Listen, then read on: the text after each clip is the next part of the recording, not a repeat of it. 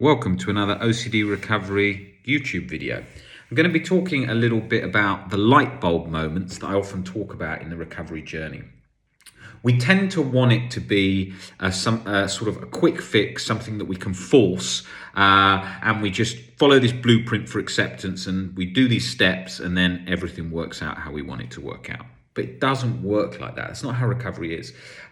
Albert Einstein, I nearly said Albert Ellis there, but Albert Einstein said that the thinking that got yourself into the problem isn't the thinking that's going to get yourself out of the problem. And that's very much the case for OCD recovery, because what we tend to do along the journey is we think to ourselves,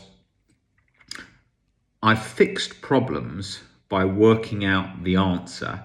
So if I search for the answer, then I'll get the answer and get the release. But that's not how the release works with acceptance, because it's not just the working something out and getting a release. It's like an overall getting used to uncertainty, an overall of internal willingness to allow things, an overall learning to accept things more broadly, life itself, emotions, experiences, discomfort, all these things. And that's sort of a giant version of just that. I need to see this thing and then shift. It's like a internal light bulb moment that's made up of many other light bulb moments that all form that overall change in perception.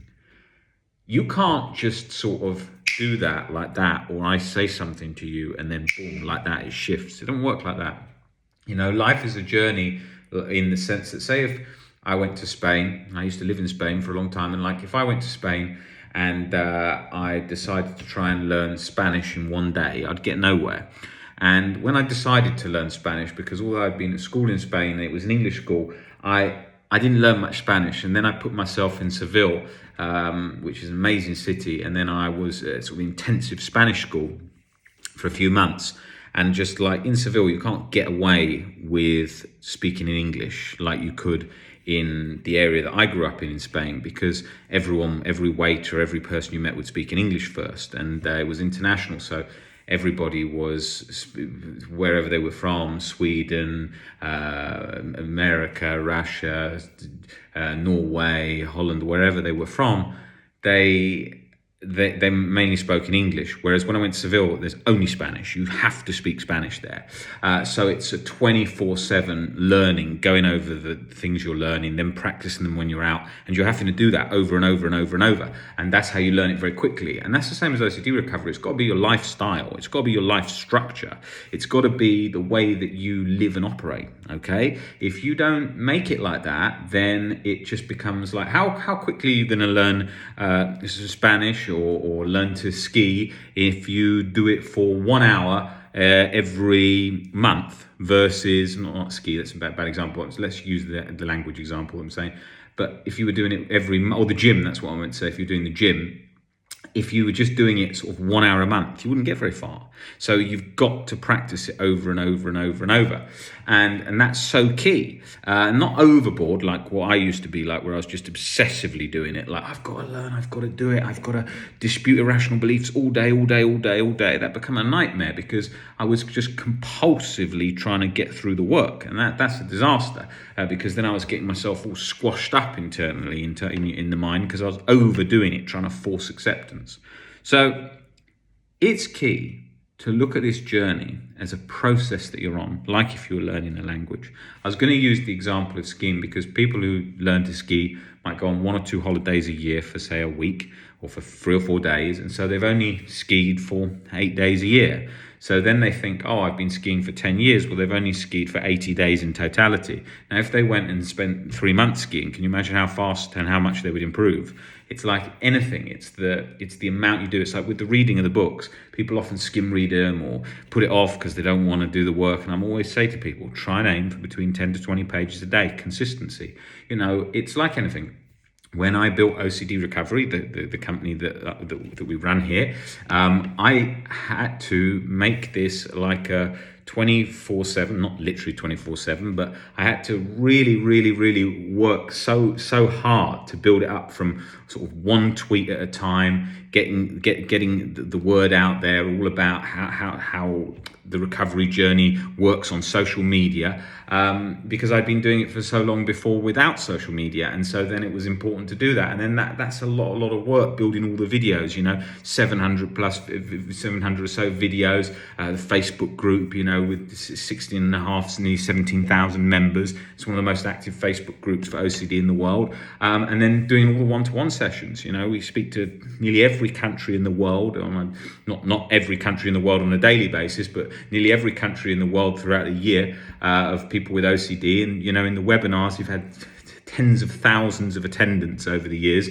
so it's pretty full on, and you have to be consistent and keep doing the work each day to expand things that you're doing and make sure that everyone is being kept track of, and that you're helping new people come in on the journey, and then you're keeping an eye on old people on the journey. And we've got a great team that helps with everything, but it's a persistence thing, and it's an organizational thing. And that's the same as the recovery journey. You can't just wing the recovery journey and just wing it. You can't just skim the books. You've got to be persistent. You've got to really go for it. You've got to really go for it, like your life depends on it, like anything. And because your lifestyle does depend on it, don't put it off to tomorrow, because OCD always makes it feel like, there's another tomorrow. There ain't. It's not guaranteed. So you've really got to really go for it. Like if you run a business, or you're an athlete, or in anything, in just life. In life, you've got to go for it, because life is a survival thing. You've got to really go for life. Otherwise, it doesn't happen. People think, these things will work out in the future if I just go along. No, they don't just happen. You've got to make it happen. Life is a sequence of nows that are just repeated over and over and over. It's a constant now that we're just repeating over and over and over, and that's changing our life how we want to change it. And with OCD, it's got to be like that.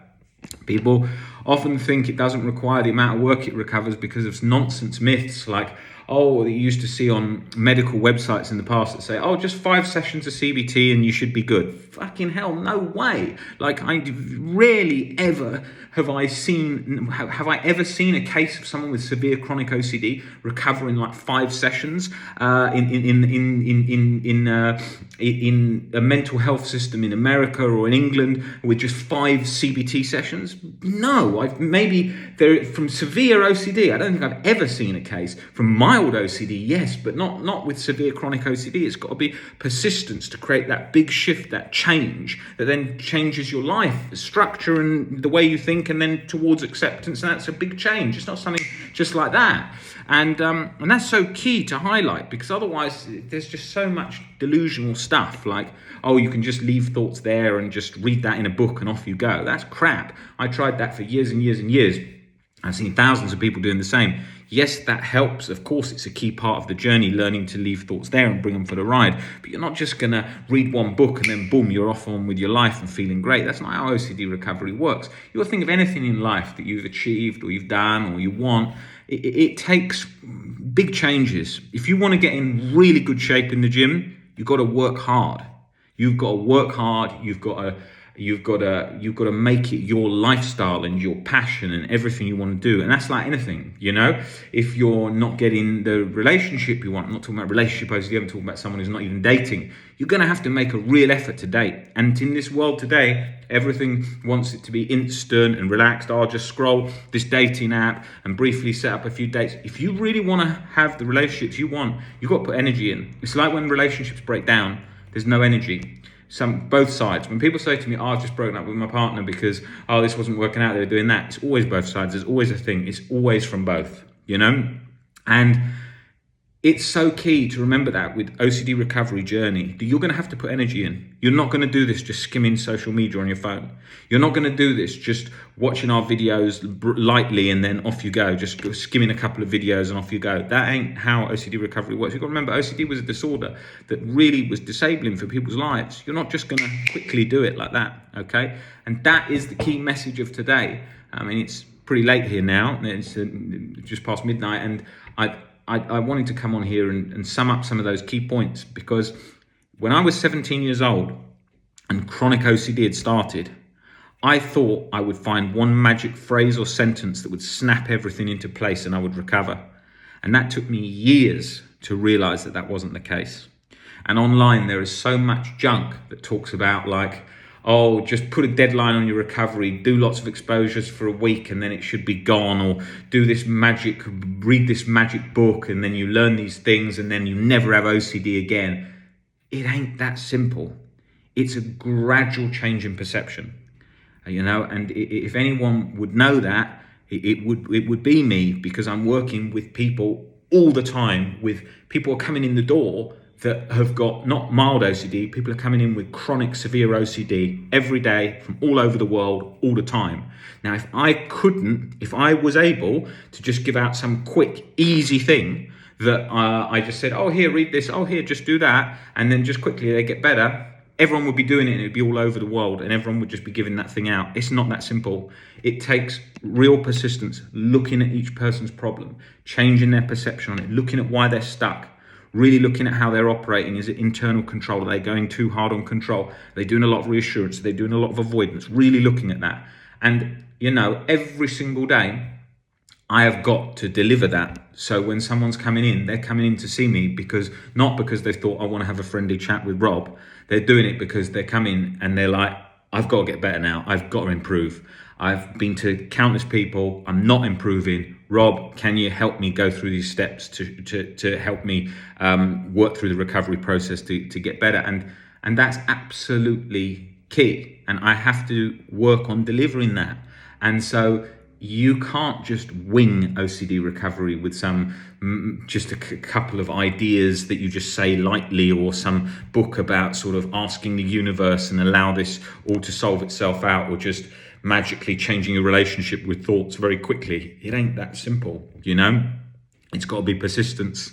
It's got to be regular changing of your perception. It's got to be reading. It's got to be understanding. It's got to be learning to have compassion for yourself, learning to not beat yourself up, learning about acceptance, unconditional self-life and other acceptance, understanding what that involves, understanding how to apply that to yourself in all areas of life, learning to see other people with OCD and how their OCD's got them stuck, and then thinking how you in your head would think for them to get out of their problem, because then it relates to yours.